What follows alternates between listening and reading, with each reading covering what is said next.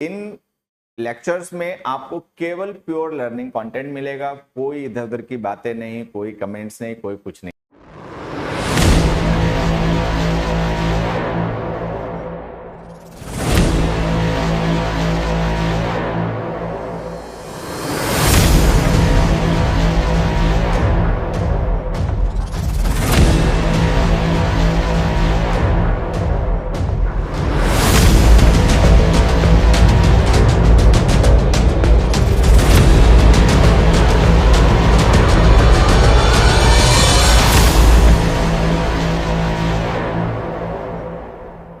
Hello dear learners, अगर आप SSC exam जैसे कि सीजीएल, सीपीओ, सीएचएसएल, एमटीएस की तैयारी कर रहे हैं और इंग्लिश में और अच्छी अपनी तैयारी करना चाहते हैं, बेहतर करना चाहते हैं इंग्लिश में अपने स्कोर को, उसके लिए आपको चिंता है।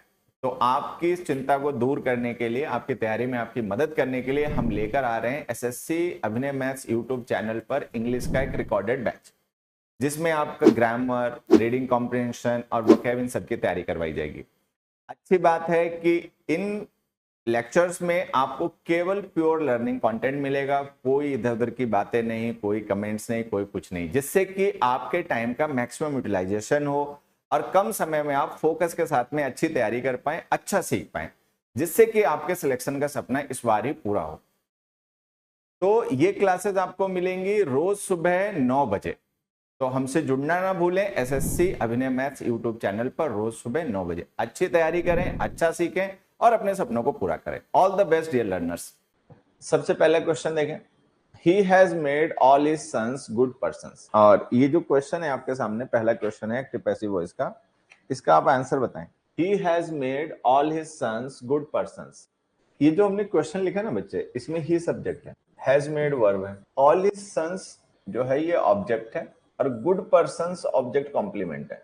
तो हमें पता है कि जब हम किसी वर्ब का पैसिव बनाते हैं, तो पैसिव बनाते समय पैसिव किसका बनता है?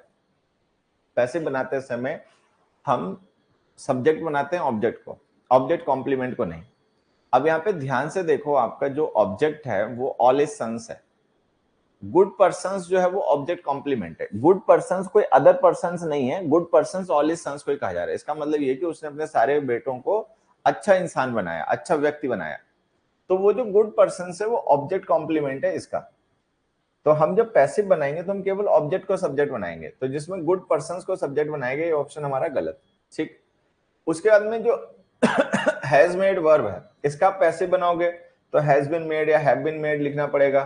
ठीक, यहाँ पे जो हमने हैव बिकम लिखा है ये पैसिव वॉइस नहीं है, तो ये ऑप्शन गलत। All his sons have been made good persons by the man, या by the man good persons क्या लिखें? अब दोनों में देखोगे तो जो टोटल डिफरेंस है ना, वो बाय द मैन की पोजीशन है। एक में हमने बाय द मैन जो डूअर है उसको पहले लिखा है गुड पर्सन से, एक में बाद में लिखा है। अब यहाँ पे एक ध्यान रखने वाला पॉइंट है, जो बड़ा इंपॉर्टेंट पॉइंट है, सबको ध्यान रखना, वो ये कि जो गुड पर्सन है ना, ये ऑब्जेक्ट कॉम्प्लीमेंट है। जब आप ऑब्जेक्ट को सब्जेक्ट बनाओगे तो ये ऑब्जेक्ट कॉम्प्लीमेंट सब्जेक्ट कॉम्प्लीमेंट बन जाएगा। सब्जेक्ट कॉम्प्लीमेंट का मतलब ये वर्ब के बाद लिखा जाएगा, वर्ब के बाद लिखा जाएगा। ठीक है, तो अगर हम वर्ब के बीच में और सब्जेक्ट कॉम्प्लीमेंट की जो बाय द मैन लिख देंगे तो इसकी गलत पोजीशन है, तो ये ऑप्शन गलत है, ये ऑप्शन आंसर। तो आंसर है डी। तो मैं फिर से एक बार समझा देता हूं, ध्यान से समझिए बच्चे। ही सब्जेक्ट है, हैज मेड हमारी वर्ब है, ऑल हिज सन्स जो है वो ऑब्जेक्ट है और गुड पर्सन्स उसका ऑब्जेक्ट कॉम्प्लीमेंट है।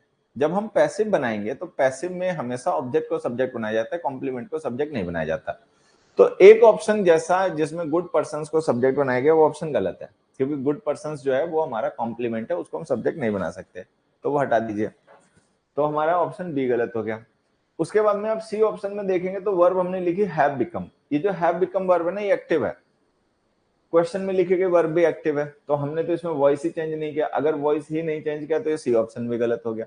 ठीक है, ए और डी ऑप्शन जो है उनमें हमने पैसिव फॉर्म लिखी हैव बीन मेड, लेकिन दोनों में जो डूअर है उसकी पोजीशन जो है उसमें डिफरेंस है। तो हमें उस पोजीशन को समझना है कि हम बाय द मैन को गुड पर्सन से पहले लिखें या गुड पर्सन के बाद में लिखें। ठीक, अब यहां पे आप देखेंगे जो गुड पर्सन है वो हमारा ऑब्जेक्ट कॉम्प्लीमेंट था। ठीक, जब हम ऑब्जेक्ट को सब्जेक्ट बनाएंगे तो वो सब्जेक्ट कॉम्प्लीमेंट बन जाएगा। सब्जेक्ट कॉम्प्लीमेंट वर्ब के तुरंत बाद लिखा जाता है, तुरंत बाद। तो कहने का मतलब ये कि जो हमारी वर्ब है हैव बीन मेड, उसके तुरंत बाद में हम सब्जेक्ट कॉम्प्लीमेंट गुड पर्सन्स को लिखेंगे, ना कि बाय द मैन को। बाय द मैन जो डूअर है उसको उसके बाद लिखेंगे। तो इस वजह से हमारा डी ऑप्शन सही हो गया, ए ऑप्शन गलत हो गया। ठीक है बच्चे, चल नेक्स्ट देखो, his parents hope that he will succeed, उसके पेरेंट्स ऐसा होप करते हैं कि वो सफल हो जाएगा। His parents hope that he will succeed, his parents subject हो गया, होप वर्ब हो गई, that he will subject, that he will succeed object हो गया। तो आप देखोगे यहाँ पे ऑब्जेक्ट कोई पर्सन नहीं है, यहाँ पर ऑब्जेक्ट पूरी एक क्लॉज है। दैट ही विल सक्सीड जो पूरी क्लॉज है ना, ये हमारा ऑब्जेक्ट है। अगर ये पूरी क्लॉज ऑब्जेक्ट है तो या तो हम पूरी क्लॉज को सब्जेक्ट बनाएं, जो कि किसी ऑप्शन में है नहीं, या फिर अब इट इंट्रोडक्टिव सब्जेक्ट यूज करें। ऐसी सिचुएशंस में जहां पर कोई फ्रेज या कोई क्लॉज हमारा ऑब्जेक्ट होता है, वहां पे इट इंट्रोडक्टिव सब्जेक्ट का यूज क्या करो। तो आप देखोगे यहाँ पर हमने ही को सब्जेक्ट बना रखा है, होप वर्ब का पैसिव वॉइस में हमने सब्जेक्ट ही को बना रखा है, यहां पर भी ही को बना रखा है, यहां पर भी ही को बना रखा है। अब आप अपने आप सोचो कि जब होप वर्ब का ऑब्जेक्ट ही है ही नहीं, तो फिर वो पैसिव वॉइस में उस वर्ब का सब्जेक्ट कैसे बनेगा। किसी भी वर्ब की पैसिव वॉइस में सब्जेक्ट वही बनता है जो एक्टिव वॉइस में उसका ऑब्जेक्ट रहा हो। तो अगर हम होप वर्ब को पैसिव वॉइस में लिख रहे हैं और इसका सब्जेक्ट ही को बना रहे हैं, तो इसका मतलब एक्टिव वॉइस में ही जो होगा वो ऑब्जेक्ट रहा होगा। लेकिन ऑब्जेक्ट तो ही है ही नहीं, ऑब्जेक्ट तो ये पूरी क्लॉज है, दैट ही विल सक्सीड। तो अगर ये पूरी क्लॉज ऑब्जेक्ट है और ही ऑब्जेक्ट नहीं है, तो ही को पैसिव में आपने सब्जेक्ट कैसे बनाया। तो ये तीनों ऑप्शन ही गलत हो गए। ये रहा answer, it is hoped by his parents that he will succeed. तो ये इतना आसान क्वेश्चन है, आंसर है सी। क्योंकि ही को हम सब्जेक्ट नहीं बना सकते बच्चे, ही हमारा जो है, ही जो है वो हमारा सब्जेक्ट ही नहीं है। इसमें हमने लिखा है लेट्स बाय सम फूड, ठीक है, बाय सम मोर फूड, कि कुछ और भी खाना खरीद लेते हैं। अब जब भी हम लेट्स लिखते हैं तो ये हमेशा सजेशन होता है, और पैसिव बनाया जाता है इट इज सजेस्टेड के साथ में। लेट्स सजेशन का जब हम देखो, एक चीज समझना, let some more food be bought, ठीक है, let someone buy some more food, ये तो इलॉजिकल मीनिंग है, इनको तो हटा दो, ठीक है। इसमें तो कुछ पैसिव ही नहीं है, पहली बात ये तो ऐसे ही गलत है। Let some more food be bought जो है ये पैसिव है, लेकिन इसका यूज हम तब बनाते हैं, ये जो हमने लिखा ना let some more food be bought, इसका पता है ये पैसिव हम कब बनाते हैं। ये पैसिव हम बच्चे तब बनाते हैं जब हमारा एक्टिव सेंटेंस ये हो, बाय सम मोर फूड। अगर मान लो बाय, अगर ये हमारा एक्टिव सेंटेंस होता इंपेरेटिव में, बाय सम मोर फूड, तो हम उसका पैसिव ऐसे बनाते हैं, let some more food be bought. लेकिन वो तो है नहीं, हमारा तो एक्टिव क्या है, let's buy some more food, तो ये आंसर होगा नहीं, ठीक है। इसमें ये पैसिव ही नहीं है, ये अभी भी एक्टिव है, बाय वर्ब अभी भी एक्टिव में लिखी हुई, तो ये भी गलत है। अब अगर हम ये लिख दें we are suggested to buy some more food, तो इसमें देखो प्रॉब्लम क्या है, ये जो वी आर सजेस्टेड हमने लिखा है ना, ये पैसिव वर्ब है, और इस पैसिव वर्ब का सब्जेक्ट है वी। अच्छा, जो पैसिव वर्ब का सब्जेक्ट होता है वो डूअर नहीं होता, डूअर कोई और होता है। लेकिन ध्यान से देखो, यहाँ पे हमने लिखा है let's buy some more food, let's का मतलब आओ हम कुछ खाना खरीद लें, ठीक है। तो यहाँ पे जो वी है ना वो हमारा सब्जेक्ट है, ये सजेस्ट वी कर रहा है कि और खाना खरीद लें, कोई और नहीं कर रहा। अगर हम ऐसे लिख देंगे वी आर सजेस्टेड, तो इसका मतलब हमें सजेस्ट किया जाता है किसी और के द्वारा कि हम और ज्यादा खाना खरीद लें, हमें किसी और ने सजेस्ट नहीं किया, ये हमारा खुद का अपना सजेशन था। तो अगर हम वी आर सजेस्टेड लिख देंगे तो इसका मीनिंग उसके मीनिंग से बदल जाएगा, इसका मतलब ये हो जाएगा किसी और ने हमें ऐसा सजेस्ट किया, तो लो ये ऑप्शन भी गलत। तो आंसर हो गया ये, it is suggested that we should buy some more food, it is suggested that we should buy some more food. तो सारे बच्चों को ध्यान रखना है कि लेट्स के साथ में लिखे गए जो इंपेरेटिव सेंटेंसेस होते हैं उनका पैसिव बनाते समय यूज किया करो लेट्स का, इसका इट इज सजेस्टेड का, ठीक है, it is suggested that we should buy some more food. चलो एक क्वेश्चन में तुम्हारे लिए लिखता हूं इसी तरीके का, जो चेंज कर देना, लेट्स इन्फॉर्म आवर पेरेंट्स, इसी तरीके से बना दो, वॉइस चेंज कर दो जैसे ये हमने डिस्कस किया। Let's inform our parents, let's inform our parents, it is suggested, it is suggested that we should inform our parents, ठीक है, it is suggested that we should inform our parents। तो अपना ध्यान देना, लेट्स के साथ लिखे गए वो सेंटेंसेस का जब आप वॉइस चेंज करते हैं तो इट इज सजेस्टेड ऐसे लिखा करो, it is suggested that we should inform our parents. बिल्कुल। अगला क्वेश्चन देखें बच्चे, which country is considered the best in the world? Which country is considered the best in the world? बताओ भाई answer. कौन से देश को दुनिया में बेस्ट समझा जाता है? किस देश को दुनिया में बेस्ट समझा जाता है? अब हमने लिखा विच country is considered the best in the world, ठीक है। अब हमें इसका पैसिव बनाना है, चलो पैसिव बना देंगे, लेकिन पैसिव बनाने से पहले एक बार क्वेश्चन को समझ लें क्या। देखो ये जो क्वेश्चन हमने लिखा है इसमें विच कंट्री बच्चे हमारा सब्जेक्ट है, is considered already passive verb है। तो आप देखोगे यहां से विच कंट्री जो है वो हमारा सब्जेक्ट है और कंसिडर्ड हमारी पैसिव वर्ब है, प्रेजेंट इंडेफिनिट टेंस की। तो आपको ये वर्ब एक्टिव में लिखनी पड़ेगी। जब एक्टिव में लिखोगे तो जो अभी पैसिव में इसका सब्जेक्ट है वो ऑब्जेक्ट बन जाएगा, तो इसका ऑब्जेक्ट बन जाएगा विच कंट्री। तो हमें कंसीडर के साथ में एक्टिव फॉर्म लिखनी पड़ेगी, ठीक है। और एक मिनट, क्योंकि सेंटेंस इंटरोगेटिव है तो जो नया सब्जेक्ट लिखेंगे उससे पहले हेल्पिंग वर्ड लिखनी पड़ेगी। तो यहाँ पे नया सब्जेक्ट लिखा है दे, क्योंकि कंट्री तो सब्जेक्ट रहेगा नहीं ना, कंट्री तो ऑब्जेक्ट बन जाएगा। पैसिव में सब्जेक्ट है तो एक्टिव में ऑब्जेक्ट बन जाएगा, तो सब्जेक्ट आपको अपना लिखना पड़ेगा। इसमें सब्जेक्ट दे लिखा है, इसमें कोई सब्जेक्ट ही नहीं लिखा, तो ये ऑप्शन ऐसे गलत। इसमें दे लिखा है, दे कंसीडर, ये इंटरोगेटिव फॉर्म नहीं है, असर्टिव फॉर्म है, तो ये गलत। तो इन दोनों में से कोई एक सही होगा। अब इसमें देखें तो जो दे है उससे पहले हमने हेल्पिंग वर्ड लिख रखी है। इंटरोगेटिव सेंटेंस में सब्जेक्ट से पहले हमेशा हेल्पिंग वर्ड लिखा करो, इसमें हेल्पिंग वर्ड लिखी नहीं, तो ये ऑप्शन गलत हो गया। ये option which country do they consider the best in the world, तो ए ऑप्शन आंसर है। ए ऑप्शन आंसर है। देखो सारे बच्चे ध्यान से समझ ले, मैं समझा देता हूँ, अगर किसी को कोई कंफ्यूजन हो ना तो ध्यान से सुनो, समझ में आ जाएगा। ये जो बच्चे हमने क्वेश्चन लिखा है ना विच country is considered the best in the world, उसमें आप ध्यान से देखोगे तो विच कंट्री जो है वो इज कंसीडर्ड वर्ब का सब्जेक्ट है, और इज कंसीडर्ड जो वर्ब है वो ऑलरेडी पैसिव है। अब क्या होता है, कई बार हमारे बच्चे ऐसा समझ लेते हैं कि पेपर में क्वेश्चन आता है एक्टिव से पैसिव बनाने का, ठीक है, कि एक्टिव से पैसिव बनाना होता है। ऐसा नहीं है, क्वेश्चन आता है वॉइस चेंज करने के लिए। अगर क्वेश्चन जो हमने लिखा है वो एक्टिव वॉइस की वर्ब में लिखा है तो उसका चेंज करके आपको पैसिव बनाना है, और पैसिव में लिखा है तो एक्टिव में बनाना है। तो कई बार बच्चे ध्यान नहीं देते हैं, पैसिव का पैसिव टिक मार के भागाते हैं, एक्टिव का एक्टिव टिक मार के भागाते हैं, ठीक है। तो ये ध्यान देना कि जब हम क्लास में पढ़ते हैं तो क्लास में हम पढ़ते हैं एक्टिव से पैसिव चेंज करना। क्यों? क्योंकि डिफॉल्ट वॉइस एक्टिव होती है, एक्चुअली एक्टिव को ही पैसिव में चेंज किया जाता है। पैसिव ओरिजिनल वॉइस नहीं होती है, ओरिजिनल वॉइस एक्टिव होती है। तो जब हम वॉइस चेंज करना सीखते हैं तो हम एक्टिव से पैसिव चेंज करना सीखते हैं।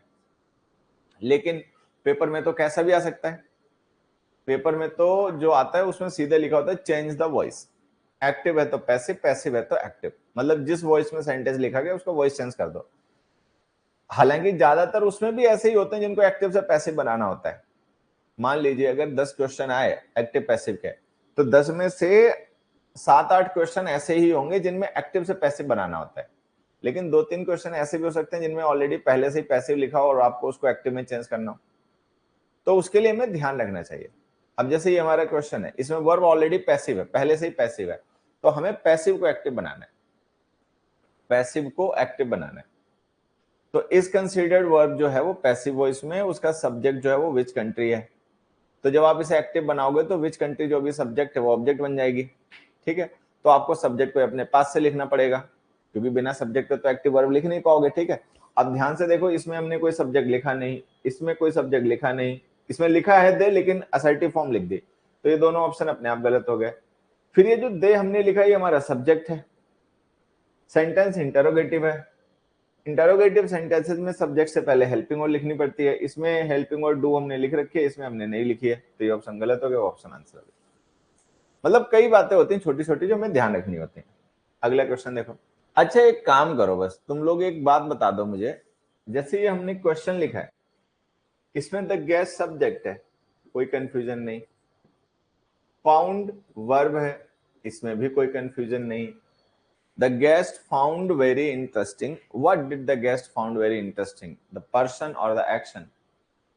यहीं पर गलती होने का स्कोप छुपा हुआ है। यही है वो मसला जो आपको समझ में आएगा तो गलती होने से बच जाएगी। हमें ये समझना है कि ऑब्जेक्ट क्या है। जैसे लिखा था guest found very quite interesting, what did the guest found interesting, what did the guest find interesting, guest को क्या लगा इंटरेस्टिंग, द पर्सन और द एक्शन, तो आंसर है एक्शन, आंसर है action. The guest found singing quite interesting, उनको singing quite interesting लगी। अब किसका सिंगिंग, ये बताने के लिए हमने हर लिख दिया। तो जब आप ध्यान दोगे तो समझ में आएगा कि यहाँ पे जो सिंगिंग है ना, ये हमारा ऑब्जेक्ट है, जेरेंड है, वर्ब के एनजी फॉर्म नाउन का काम कर रही है, और ये जो हर है वो इसका डिटरमिनर है। तो ये जो हर सिंगिंग है ये हमारा ऑब्जेक्ट है। क्वाइट इंटरेस्टिंग जो है वो सिंगिंग का डिस्क्रिप्शन है और ऑब्जेक्ट कॉम्प्लीमेंट है।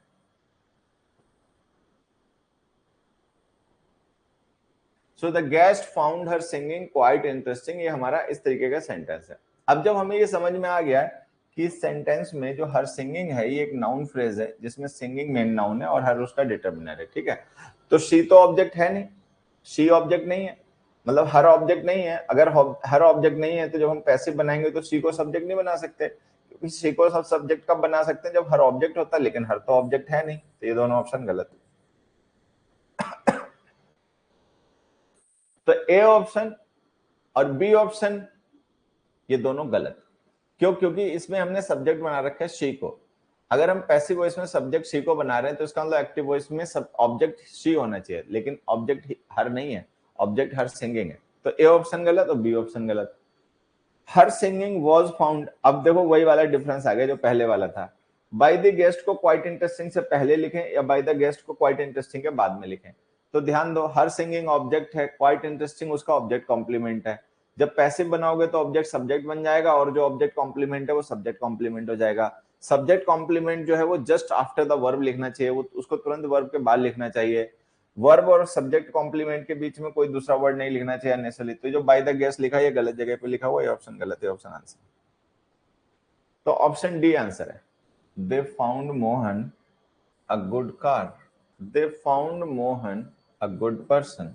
चल, ये जो दो सेंटेंसेस हैं इनका वॉइस चेंज करो। They found Mohan a good car, they found Mohan a good person. Tense नहीं चेंज होता बेटा वॉइस में, हाँ ये सबको ध्यान रखना है। वॉइस में टेंस और मीनिंग दो चीजें नहीं चेंज होती। वॉइस में टेंस और मीनिंग में से कोई नहीं चेंज होता, ना टेंस ना मीनिंग। देखो ये जो दोनों सेंटेंसेस है ना, पहले हम सेंटेंसेस को समझ लेते हैं, बाद में वॉइस चेंज कर देंगे। देखिए, दे सब्जेक्ट है, फाउंड वर्ब है, मोहन ऑब्जेक्ट है। दे फाउंड मोहन, उन्होंने मोहन को पाया, क्या पाया? अ गुड पर्सन, एक अच्छा व्यक्ति पाया। मतलब जब वो मोहन से मिले तो उन्होंने पाया कि मोहन तो अच्छा व्यक्ति है। तो जो मोहन है उसी को अच्छा व्यक्ति कहा जा रहा है, किसी और को नहीं। तो मोहन ऑब्जेक्ट है और a good person object complement है। यहाँ जो मोहन सब्जेक्ट, दे सब्जेक्ट है, फाउंड वर्ब है, मोहन ऑब्जेक्ट है। अभी जो हमने अ गुड पर्सन लिखा ना, अ गुड कार सॉरी, ये ऑब्जेक्ट कॉम्प्लीमेंट नहीं है। ध्यान से देखो, ये ऑब्जेक्ट कॉम्प्लीमेंट नहीं है। क्यों? क्योंकि अगर हम इसे ऑब्जेक्ट कॉम्प्लीमेंट मान लेंगे तो हमें मानना पड़ेगा मोहन और गुड कार एक ही चीज है। एक नहीं है, कार एक व्हीकल है, मोहन पर्सन है, तो ये सेम नहीं है। तो ये दोनों ही ऑब्जेक्ट हो गए। तो गुड कार भी ऑब्जेक्ट है, मोहन भी ऑब्जेक्ट है, मतलब ये एक ऑब्जेक्ट हो गया, ये एक ऑब्जेक्ट हो गया। अब एक्चुअल में डिटेल में समझा ले। इसमें होता क्या है कि जब हम किसी वर्ब के बाद में व्हाट और हुम दोनों के रिप्लाई लिख देते हैं ना, मतलब दो ऑब्जेक्ट लिख देते हैं, तो इनमें जो होम का रिप्लाई होता है उसे हम कहते हैं इनडायरेक्ट ऑब्जेक्ट। तो मोहन जो है ये इनडायरेक्ट ऑब्जेक्ट है, अ गुड कार जो है वो डायरेक्ट ऑब्जेक्ट है। तो ये दोनों ही ऑब्जेक्ट हैं, ठीक। अब इस सेंटेंस में क्या है कि हमारे पास ऑब्जेक्ट एक ही है, अ गुड पर्सन ऑब्जेक्ट नहीं, वो ऑब्जेक्ट का कॉम्प्लीमेंट है। तो जब हम इसका पैसिव बनाएंगे तो इसका पैसिव ऐसे बनेगा, Mohan was found a good person by them। ये Mohan was found a good person by them। उसमें हम दो पैसिव बना सकते हैं। क्यों? क्योंकि उसमें हमारे पास दो ऑब्जेक्ट हैं। अगर किसी वर्ब के साथ हमने डायरेक्ट और इनडायरेक्ट दोनों ही ऑब्जेक्ट लिख रखे हो तो उसके दो पैसिव बनते हैं बच्चे। तो उसका एक पैसिव तो हम इनडायरेक्ट ऑब्जेक्ट को सब्जेक्ट बना के बना लेते हैं, मोहन को पहले सब्जेक्ट बना लेते हैं, Mohan was found a good car by them। दूसरा हम जो इनडायरेक्ट ऑब्जेक्ट, डायरेक्ट ऑब्जेक्ट है उसको सब्जेक्ट बना के बना ले, अ good car was found for Mohan by them। ठीक। हालांकि आप लोग पहले से भी जानते हो, नहीं तो फिर से मैं बता दूं, ये दोनों ऑप्शन सही है, ठीक है। अगर ऑप्शन में ये वाला दे रखा है, ये वाला नहीं दे रखा, तो वो आंसर है। वो नहीं दे रखा, ये दे रखा, तो ये आंसर है। दोनों दे रखे हैं लेकिन एक में कोई ग्रामेटिकल मिस्टेक है, तो जिसमें ग्रामेटिकल मिस्टेक है वो गलत है, जो ग्रामेटिकली सही है वो आंसर है। लेकिन अब मान लें कि दोनों ऑप्शन में दे रखे हैं, दोनों ही ग्रामेटिकली करेक्ट हैं, तो उसको प्रेफर करना जिसमें डायरेक्ट ऑब्जेक्ट को सब्जेक्ट बनाया गया। तो मतलब हम इसे प्रेफर करेंगे, उसे नहीं। ये भी अपना ध्यान रखना। तो हम क्या लिखेंगे, अ good car was found for Mohan bye them. तो जब किसी वर्ब के साथ में डायरेक्ट और इनडायरेक्ट दोनों ही ऑब्जेक्ट लिखे हों बच्चे, ठीक है, तो वहां पे हमें क्या करना होता है, जो डायरेक्ट ऑब्जेक्ट है उसको प्रेफर करना होता है पैसिव बनाते समय। लेकिन प्रेफर करना होता है, इसका मतलब ये नहीं कि इनडायरेक्ट के साथ हम लिख देंगे तो गलत हो जाएगा, बट हमें प्रेफर करना चाहिए डायरेक्ट ऑब्जेक्ट को। इसके पीछे वजह ये होती है कि जो हमारा डायरेक्ट ऑब्जेक्ट होता है वो एक्चुअली रियल ऑब्जेक्ट होता है। इनडायरेक्ट ऑब्जेक्ट वर्ब का रियल ऑब्जेक्ट नहीं होता, वो रेसिपिएंट या बेनिफिशियरी होता है। ठीक, ये ध्यान रखेंगे। चलो अगले पे आ जाओ। Fill in the blanks. The thief had broken in dash a first floor window. जो ब्रेक इन होते हैं ना वर्ब, इसका मतलब होता है टू एंटर इलीगली और फोर्सफुली समवेयर, किसी जगह पर इलीगली या फोर्सफुली एंटर करना। The thief had broken in dash a first floor window. The thief had broken in dash a first floor window. देखो सारे बच्चे समझना, फ्रॉम जो होता है ना, ये ऑरिजिन की प्रेपोजिशन होती है। इसका हम करते हैं यूज ऑरिजिन या सोर्स के लिए, जहां से कोई चीज शुरू हुई हो, ठीक है, जहां से कोई चीज स्टार्ट हुई है, वो ओरिजिन पॉइंट फ्रॉम के साथ लिखा जाता है। ऑन का यूज जब हम स्पेस के लिए करते हैं तो ये बेसिकली स्पेस करता है सरफेस को, ठीक है, किसी ऐसी चीज को जिस पे कोई चीज डिपेंड करती हो, बेस को। थ्रू का यूज हम करते हैं मीन्स के लिए, मीन्स के लिए। आज सुबह वाली तुम में से अगर कोई बच्चा होगा उस बैच में, तो उसमें ये बता भी रहा था कि थ्रू का मतलब गो वाया समथिंग, किसी एक चीज से होकर उसके पार गुजरना, ठीक है। और बाई का यूज हम करते हैं डूअर के साथ। फर्स्ट फ्लोर विंडो डूअर नहीं है। तो अब जब ये छोटी छोटी बातें हमें पता है, तो देखो डूअर तो विंडो है नहीं, तो ये गलत। विंडो कोई सोर्स ओरिजिन पॉइंट तो है नहीं जहां से कोई चीज शुरू हुई होगी, तो वो गलत। सरफेस या डिपेंड भी कोई चीज उस पर कर नहीं रही, तो वो गलत। थ्रू, थ्रू का मतलब वाया समथिंग, ठीक। तो थ्रू जो प्रेपोजिशन होती है बच्चे, ये मीन्स की प्रेपोजिशन होती है। इसका यूज करते हैं हम ये बताने के लिए कि किसी चीज का यूज किया गया किसी दूसरे काम को परफॉर्म करने के लिए। तो यहां पे आंसर आएगा थ्रू। एक एग्जांपल से समझना, जैसे हमने लिखा, जैसे हमने लिखा, ऐसे ऐसे समझा देता हूं, देखो लिखना छोड़ो, ऐसे समझ। चलो यहां तो कोई नहीं है ऐसा, ठीक है, बनाने पड़ेगा। मान लो कोई एक 3 डायमेंशनल स्पेस है, पता नहीं ऐसे कुछ है, ठीक है, कोई 3 डायमेंशनल मान लो स्पेस है, ठीक है, कोई चीज इसके अंदर रखी हुई है, तो जो इसके अंदर रखी हुई चीज है वो है इन, ठीक है। कोई चीज इसके बाहर रखी हुई है, तो जो बाहर रखी गई चीज है वो है आउट साइड, ठीक है। अब कोई चीज ऐसी है जो इसके बाहर से अंदर गई है, सी, तो इसकी प्रेपोजिशन हो गई इनटू। कोई चीज ऐसी है जो अंदर से बाहर आ गई है, तो उसकी प्रेपोजिशन हो गई आउट ऑफ। कोई चीज ऐसी है जो एक साइड से एंटर होकर दूसरी साइड निकल गई, तो उसकी डी, तो उसकी प्रेपोजिशन हो गई थ्रू। तो थ्रू का मतलब from this side to that side, मतलब go via something. Broke in का मतलब होता है बच्चे सेंधमारी करना, किसी के घर में चोरी करने के पर्पज से या इलीगली एंट्री करना, उसको कहते हैं ब्रेक इन। फ्रेजल वर्ब होती है। ब्रेक इन का मतलब होता है टू एंटर समवेयर इलीगली और फोर्सफुली, ठीक है, ये हो गया। तो यहां पे आंसर आप लिखो through. The thief had broken in dash a first floor window. तो थ्रू का मतलब के द्वारा, मतलब विंडो जो थी वो एक मीन्स हो गई, वो विंडो के उस तरफ था बाहर की साइड, और वो विंडो से होता हुआ अंदर चला गया, ठीक है, तो ये थ्रू हो गया। The trees dash the road had big green leaves on between near along. बेटा ब्रेक इन और ब्रेक इनटू दोनों से मीनिंग भी कन्वे करते हैं। चल अब देखो, यहां पे ऑप्शन दिए ऑन बिटवीन नियर अलोंग। सबसे पहले जो इसमें ऑप्शन गलत होगा वो है बिटवीन। क्या कोई बच्चा बता सकता है कि हम इतना श्योर होके कैसे कह सकते हैं कि बिटवीन गलत ही होगा? क्या पता रोड के बीच में लगे हो, मतलब कई ऐसा भी तो होता है कई बार, जैसे कोई रोड है, लेफ्ट साइड है और राइट साइड है, बीच में डिवाइडर है, डिवाइडर पे पेड़ लगे हुए हैं, ठीक है, तो हम इतना श्योर होके कैसे कह सकते हैं कि बिटवीन गलत ही है? कोई भी बच्चा बताए कि बिटवीन गलत ही होगा, इसके पीछे वजह क्या है? हम कैसे इतना श्योर होके कह सकते हैं? क्या पता मान लो मान लो कोई रोड हो, ठीक है, और रोड के बीच में डिवाइडर हो, तो हम बिटवीन क्यों नहीं यूज कर सकते बताओ? हाँ, रोड्स नहीं है इसलिए, क्योंकि बिटवीन प्रेपोजिशन का ऑब्जेक्ट हमेशा प्लूरल होता है। बिटवीन जब भी हम प्रेपोजिशन लिखते हैं तो बिटवीन का यूज दो के लिए किया जाता है, तो जब भी हम बिटवीन यूज करते हैं तो उसका ऑब्जेक्ट हमेशा प्लूरल होता है। यहाँ पे ध्यान से देखो, रोड सिंगुलर नाउन लिखा हुआ है।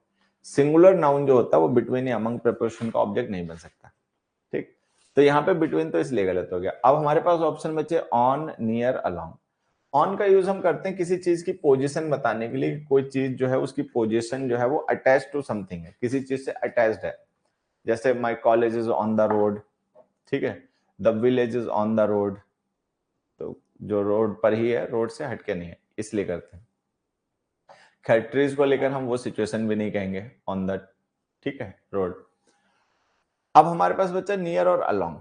तो देखो, जो भी लाइन लाइक ऑब्जेक्ट्स होते हैं, लाइन लाइक, जैसे मान लो कोई रोड हो गया, ठीक है, कोई रिवर हो गई, कोई आपका बीच हो गया, ठीक। तो किसी भी लाइन लाइक ऑब्जेक्ट की जो पैरेलल पोजीशन या पैरेलल मोशन होता है, पैरेलल पोजीशन या पैरेलल मोशन, उसके लिए हम अलोंग प्रेपोजिशन का यूज करते हैं। तो अलोंग प्रेपोजिशन का यूज हम बेसिकली करते हैं पैरेलल पोजीशन या मोशन शो करने के लिए, कोई एक चीज किसी दूसरी चीज के पैरेलली एग्जिस्ट कर रही है, साथ ही साथ में, ठीक है। तो यहाँ पे आंसर हो जाएगा अलोंग। अब एक चीज बात है कि नियर क्यों नहीं लिख रहे भाई? नियर में क्या दिक्कत है?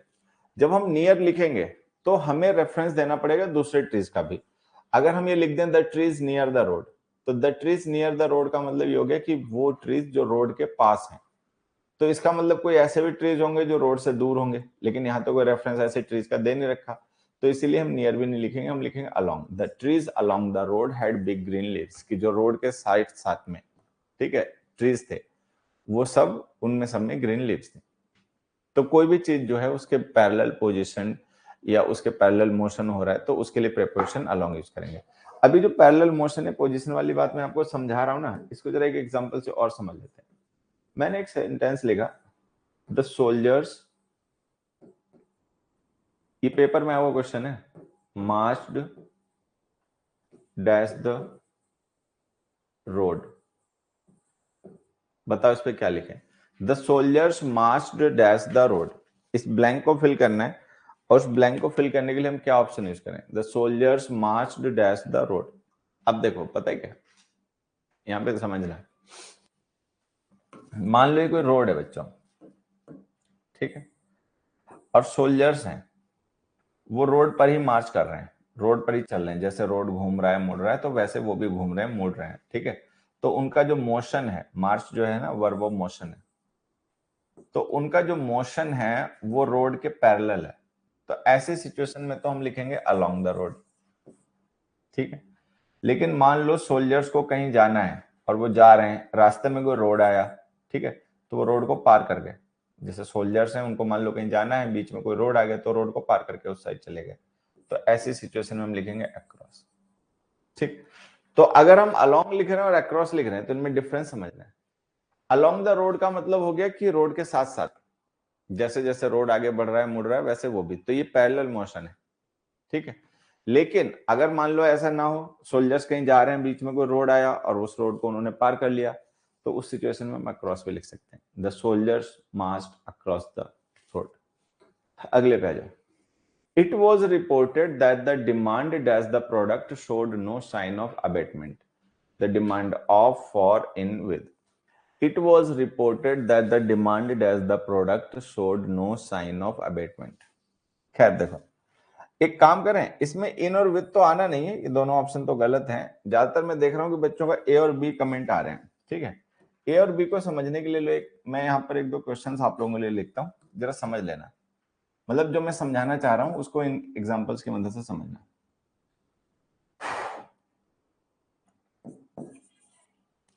The family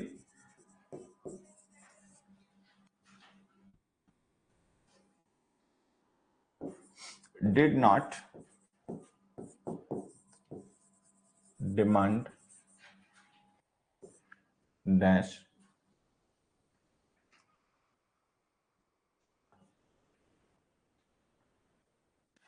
the family did not demand dash compensation.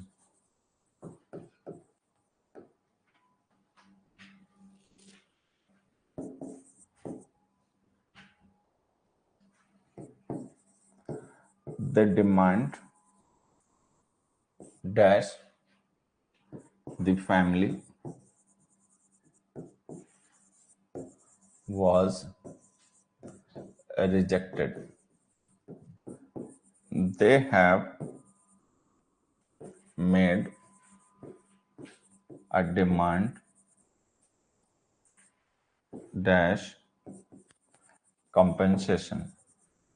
ये जो 3 क्वेश्चन मैंने लिखे ना बच्चों, एक बार इनमें ब्लैंक्स फिल करो, पढ़ो, पढ़कर इनमें क्या डिफरेंस है वो समझो, और फिर उसके बाद में सारे बच्चे ब्लैंक्स फिल करो। चलो सभी लोग जल्दी से करेंगे, 20-30 सेकंड में। तुम लोगों ने ट्राई कर लिया, जो भी दिमाग लगाना था। अब जरा जो मैं कह रहा हूं उस पर भी ध्यान से सुनने एक बार। ये जो डिमांड वर्ड है बेटा, ध्यान से देखो, ये नाउन है क्योंकि हमारा सब्जेक्ट है सेंटेंस में, ठीक है। और ये जो डिमांड है ये भी नाउन है क्योंकि ऑब्जेक्ट है सेंटेंस में। तो ये वाला डिमांड जो है वो मेड वर्ब का ऑब्जेक्ट है, तो इसलिए नाउन है। ये वाला डिमांड जो है वो इस वॉज रिजेक्टेड वर्ब का सब्जेक्ट है, इसलिए नाउन है, ठीक है। तो इन दोनों सेंटेंस में जो डिमांड वर्ड हमने यूज किया वो नाउन है। यहाँ पे जो डिमांड है आप ध्यान से देखिए वो वर्ब है, इसके साथ ही डिडंट हेल्पिंग और लिखी ना तो वर्ब है। आप ध्यान रखेंगे demand as a verb transitive verb होती है, इसके साथ में प्रीपोजिशन मत लिखा करो, डायरेक्ट इसका ऑब्जेक्ट लिखा करो। तो यहां पर आपको सीधे लिखना चाहिए the family didn't demand compensation, बस, कोई फॉर वगैरह कुछ नहीं, उसमें कोई प्रेपोजिशन नहीं आएगी, ठीक है। सीधे ऐसे लिखो the family did not demand compensation, family ने कॉम्पनसेशन डिमांड नहीं की। तो डिमांड ट्रांसिटिव वर्ब होती है, उसके साथ में कोई प्रेपोजिशन नहीं लिखनी है, सारे बच्चे ध्यान रखेंगे जब वर्ब हो तब। तो यहां पर ये डिमांड वर्ड वर्ब था, इनमें ये नाउन है। जब डिमांड नाउन होता है तब हम इसके साथ में लिखते हैं या तो ऑफ प्रेपोजिशन या फॉर प्रेपोजिशन। ऑफ प्रेपोजिशन हम लिखते हैं तब जब हमें बताना हो कि डिमांड किसने की, the demand of the family, ठीक है। अब डिमांड किस चीज की गई ये बताना होता है तो हम लिखते हैं फॉर। तो यहाँ पे ऑफ आएगा, यहाँ पे फॉर आएगा। तो सारे बच्चों को ध्यान रखना है कि जो डिमांड नाउन है इसके साथ में हम ऑफ या फॉर प्रेपोजिशन का यूज करते हैं। ऑफ प्रेपोजिशन तब हम लिखते हैं जब हमें बताना हो कि डिमांड किसने की, the demand of the committee, the demand of the kid. और डिमांड फॉर का मतलब किस चीज के लिए डिमांड की गई, द डिमांड फॉर मनी, ठीक है, the demand for protection, the demand for security, कुछ भी। तो यहां पे ध्यान देना demand as a verb transitive होती है, इसके बाद में प्रेपोजिशन मत लिखा करो, ठीक है। जब डिमांड नाउन होता है तब इसके बाद में ऑफ और फॉर प्रेपोजिशन आती है, तब ऑफ आएगा या फॉर आएगा ये आपको डिसाइड करने के लिए मैंने समझा दिया कि अगर आप डिमांड के बाद में उसे लिख रहे हो जिसने डिमांड की है तो ऑफ लिखना, अगर आप लिख रहे हो किस चीज के लिए डिमांड की गई है तो फॉर लिखना, ठीक है। अब अपने क्वेश्चन पे जाओ। It was reported that the demand as the product, अब जो प्रोडक्ट है वो तो डिमांड नहीं करेगा, डिमांड प्रोडक्ट की गई होगी, तो अगर डिमांड की प्रोडक्ट की गई होगी तो ऑफ सही है, अगर प्रोडक्ट की डिमांड की गई होगी तो फॉर सही है, ऑफ गलत है।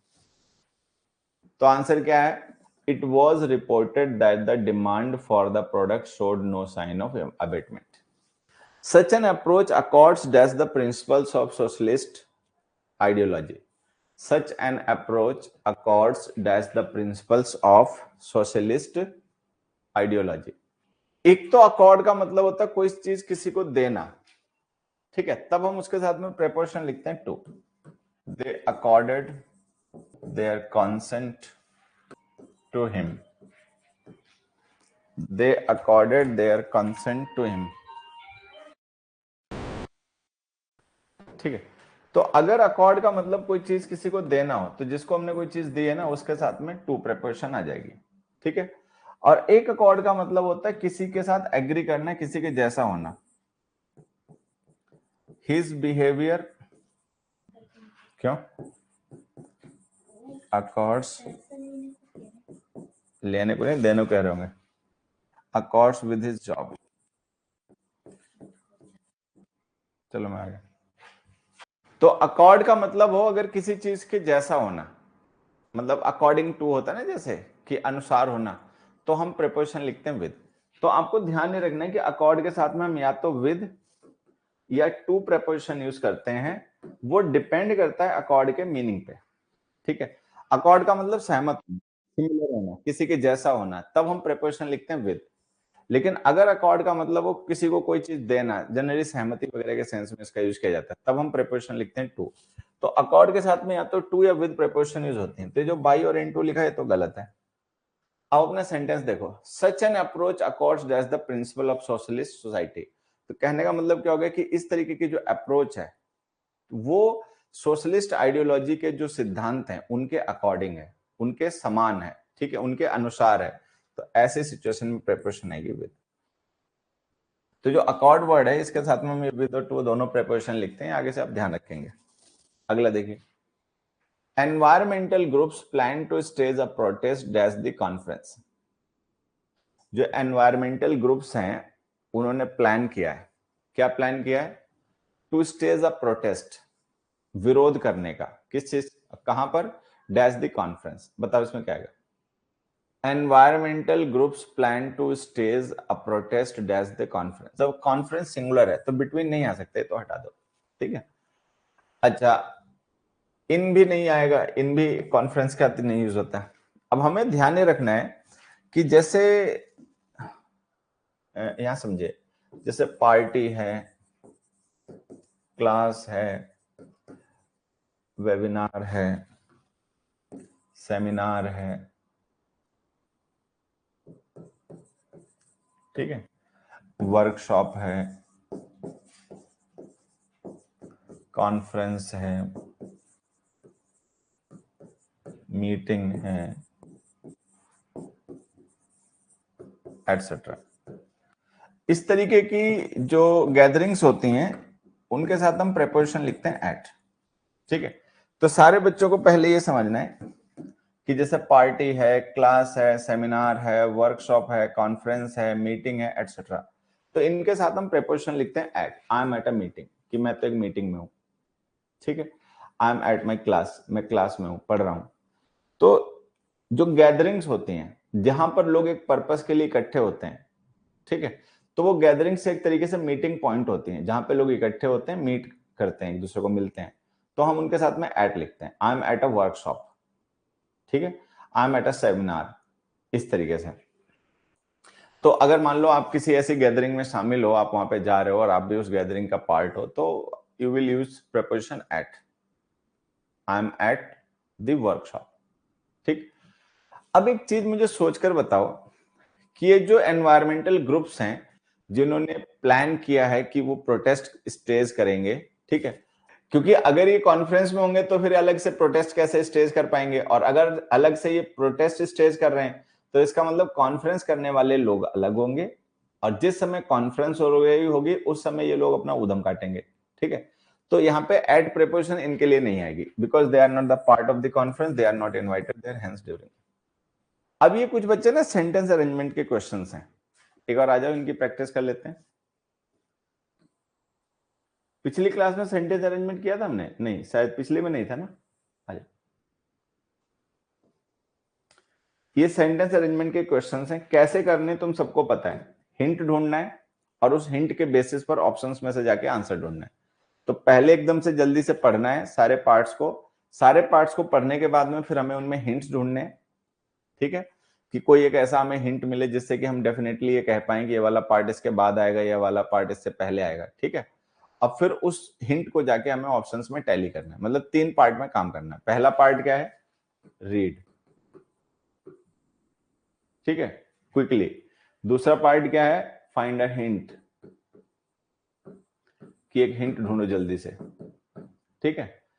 तीसरा पार्ट क्या है? टैली द हिंट, वो जो हिंट ढूंढा है उसको ऑप्शंस में जाके टैली करो किस ऑप्शन में वो हिंट है, ठीक है। तो ये ऐसे हमें करना है। चलो, तो आज पढ़ लेते हैं, मैं तो पढ़ा ही नहीं।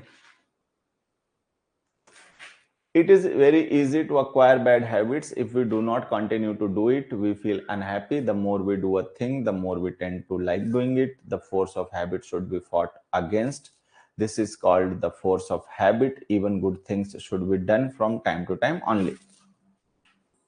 क्यू के बाद में पी आएगा, देखो ठीक है, क्यू के बाद में पी आएगा, क्यू के बाद में पी एक ही ऑप्शन में दे रखा है। देखो क्यू पार्ट में क्या लिखा, the more we do a thing, जितना ज्यादा हम कोई काम करते हैं, the more we tend to like doing it, उतना ही हमें फिर वो पसंद आने लगता है। If we do not continue to do it, और अगर हम इसको करना बंद कर दें, ऐसा ना करें, वी फील अनहैप्पी, तो हम मतलब उदास हो जाते हैं। तो वो जो हमने इफ वाली कंडीशन लिखी ना, वो कंडीशन इस क्यू पार्ट में लिखे गए पार्ट को कॉम्प्लीमेंट कर रही है। तो क्यू के बाद में पी आ जाएगा, क्यू के बाद में पी आ जाएगा तो आंसर हो गया। फिर उसके बाद में एस आर आ जाएगा, this is called the force of habit, ठीक है, the force of habit should be fought against. तो पहले ना हिंट ढूंढा करो, और उन हिंट्स को जैसे मिल जाए, अब जैसे इसमें हमें एक हिंट मिला और उस एक हिंट को हमने देखा कि एक ही ऑप्शन में दे रखा है, वही ऑप्शन हमने टिक मार दिया, हो गया।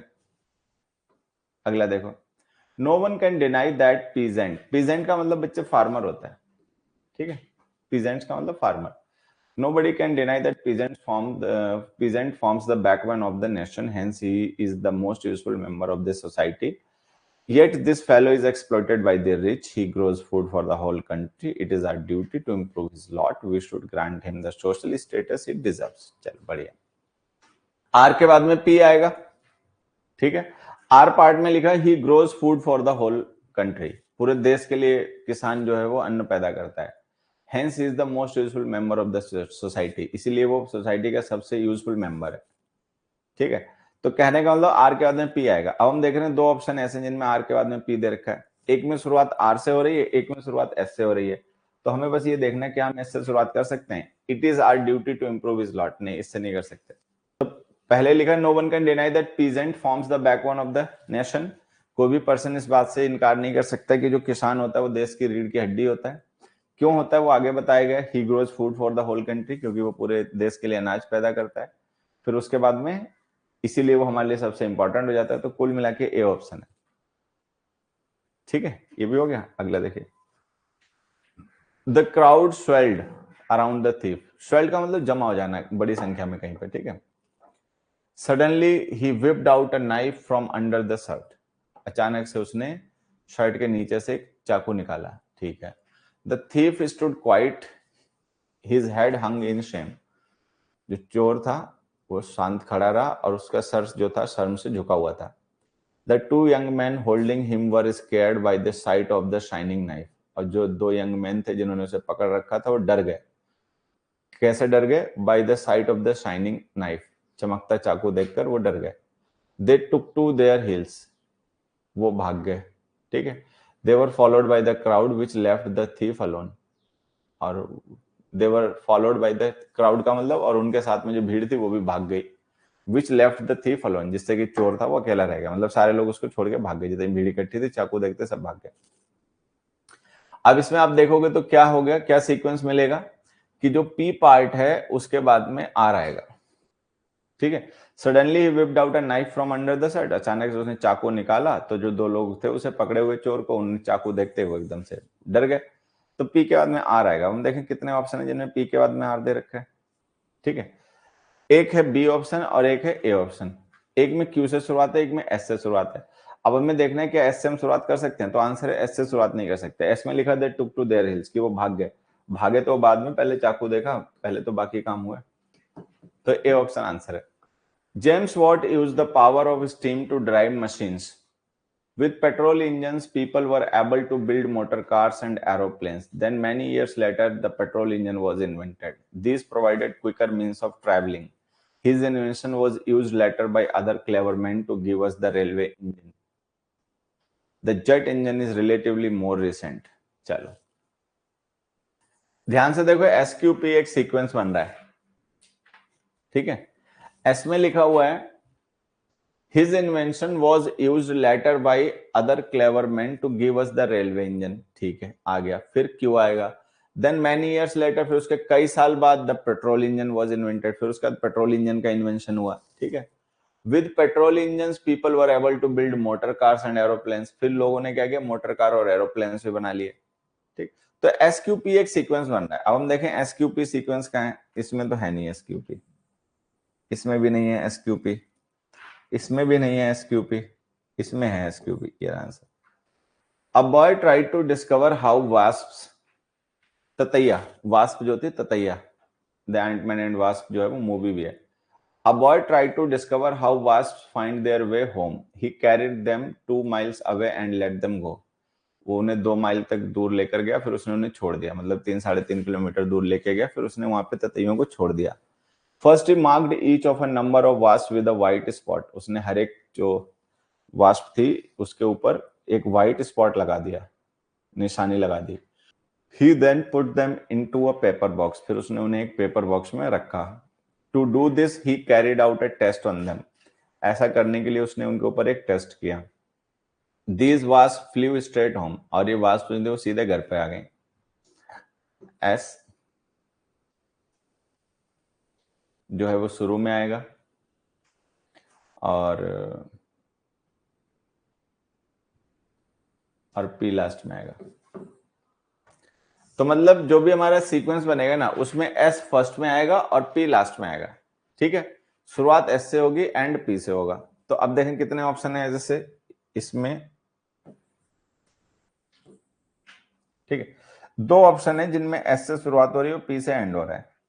अब हमें ये देखना है S के बाद में R लिखना है ठीक है, Q लिखना है ठीक है। To do this carried out a test on them. अब इसके बाद हम क्या लिखें, Q लिखें,